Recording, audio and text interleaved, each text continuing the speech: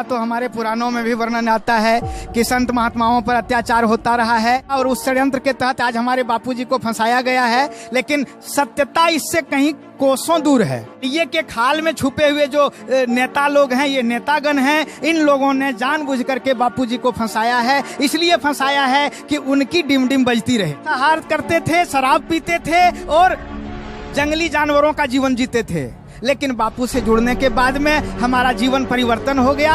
हमारा भी अधिकार है, हम भारत के नागरिक होने के कारण एक अपना अधिकार भी मानते हैं कि न्याय तंत्र जो है वो सही न्याय दें। क्या नाम है आपका? रामदेव कुशवाहा। मैं गिरिडीह झारखंड से रहने वाला हूँ। झारखंड से आज यहाँ सूरत आश्रम में किस लिए आना हुआ? हम लोग पूज्य गुरुदेव के पवित्र आश्रम में हमेशा आते रहते हैं, उनसे जुड़े हुए हैं। लेकिन आपके गुरुदेव तो जेल के अंदर बंद है, क्या कहोगे? हमारे गुरुदेव जेल के अंदर बंद है, स्थूल रूप में लोग कुछ भी कह लें, लेकिन हमारे गुरुदेव तो कण कण में विराजमान हैं और हमेशा रहेंगे।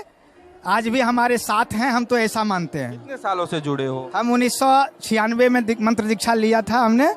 1996 से जुड़े हो। बापू को आजीवन कारावास की सजा हो गई, क्या कहोगे उसके विषय में? बापू को आजीवन कारावास हो जाना, ऐसा तो हमारे पुराणों में भी वर्णन आता है कि संत महात्माओं पर अत्याचार होता रहा है। हमारे भगवान जो इस धरा पर आए उनके ऊपर भी षड्यंत्रकारियों ने षड्यंत्र किया और उस षड्यंत्र के तहत आज हमारे बापूजी को फंसाया गया है, लेकिन सत्यता इससे कहीं कोसों दूर है।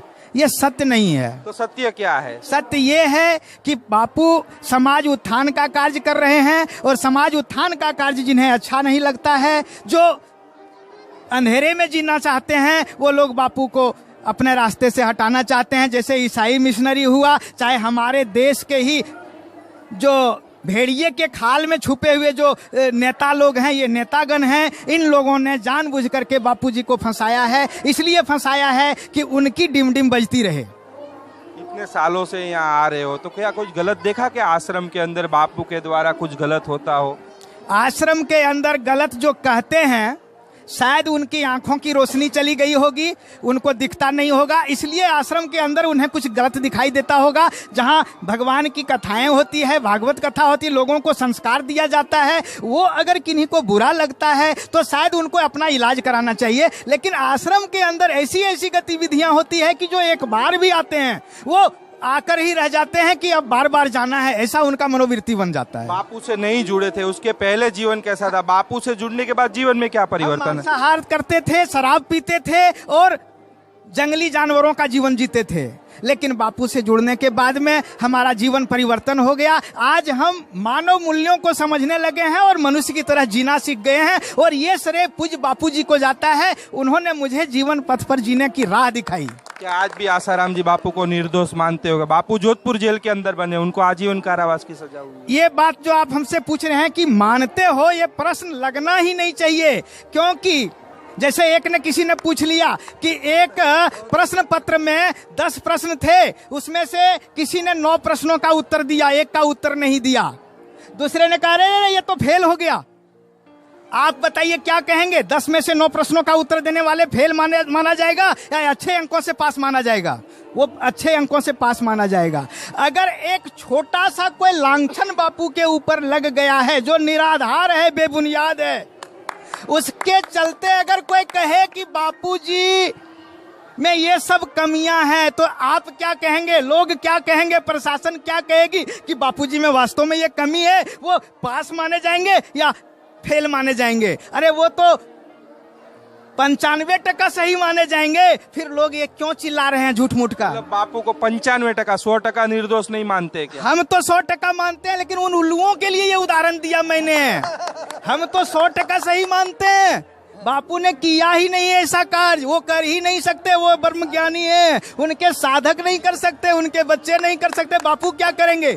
लेकिन वो भेड़ियों को मैं ऐसा कहना चाहता हूं कि तुम भी थोड़ा सावधान हो जाओ और अकल का प्रयोग करो, क्योंकि भगवान ने मनुष्य शरीर दिया है। जो ये आप बता रहे हो, लोग तो ये बोल रहे हैं कि बापू के भक्त अंधभक्त है, बोले अंधश्रद्धा है, अंधश्रद्धालु है, क्या कहोगे? उसको श्रद्धा और अंधश्रद्धा के बारे में कोई ज्ञान ही नहीं है। श्रद्धा किसे कहते हैं उसका पाठ उसने पढ़ा ही नहीं। तो आप बता दो हमारी चैनल के माध्यम से। आपके चैनल के माध्यम से मैं बताता हूँ कि जो सत्य के राह पर चल रहा है उसको बरगलाने का जो कोशिश करता है वो अंधश्रद्धा में है, उनको श्रद्धा का ज्ञान नहीं है और वही लोग ऐसा कर रहे हैं।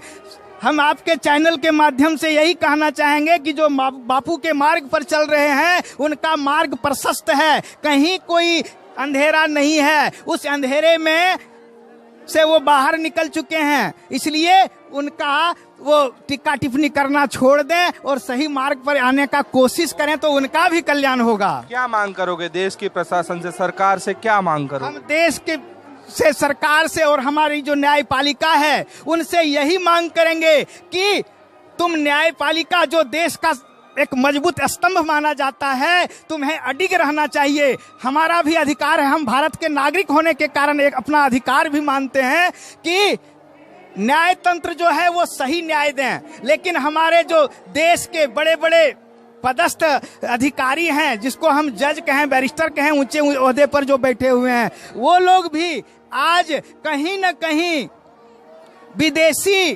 फंडों के चक्कर में घूमते हुए दिखते हैं, जिसके चलते हमारे बापू के पक्ष में इतने सारे सबूत होने के बाद भी बापू को न्याय नहीं मिल पाया। क्या सबूत थे बापू के पक्ष में? बापू के पक्ष में सारी सबूत थी। ये कि इनको जो रेप के बारे में कहा गया, रेप की कहीं पुष्टि नहीं है।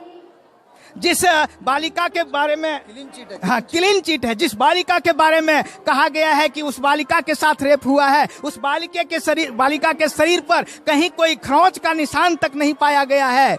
ये ऐसे अनेकों तथ्य हैं, अनेकों सबूत हैं जिसके माध्यम से ये स्पष्ट हो जाता है कि बापूजी को सिर्फ और सिर्फ फंसाया गया है। उन्हें उसमें कहीं एक लेस मात्र भी सच्चाई नहीं है। आश्चर्य की बात यह है कि बापू को आजीवन कारावास की सजा होने के बाद आज भी भक्त बापू को निर्दोष मानते हैं और लगातार सरकार से एक ही मांग कर रहे हैं कि जल्द से जल्द आसाराम जी बापू को रिहा किया जाए। कैमरामैन अंजनी के साथ नीलेश ठक्कर, संत श्री आसाराम जी बापू आश्रम, जहांगीरपुरा, सूरत से रफ्तार।